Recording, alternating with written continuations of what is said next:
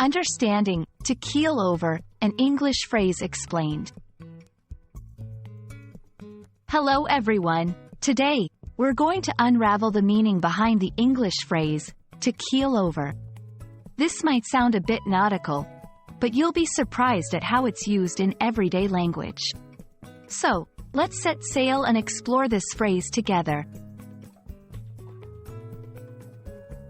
To keel over is an interesting expression that paints quite a picture. When something keels, it falls over or turns upside down, much like a boat might do in the water. So, when we say someone keels over, we mean that they fall down suddenly, either because they fainted, felt ill, or perhaps were overwhelmed by emotion. The origins of to keel over are nautical.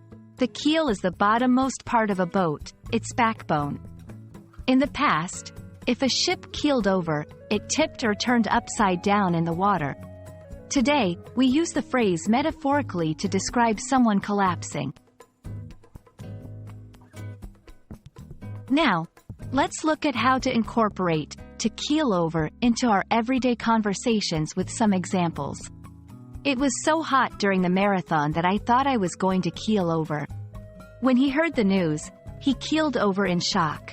Remember, this phrase is quite informal and is best used in casual conversations. That's a wrap on to keel over. I hope this video helps you understand and use this phrase confidently in your English conversations. Keep practicing, and don't let the learning process make you feel like you're about to keel over. Catch you in the next video.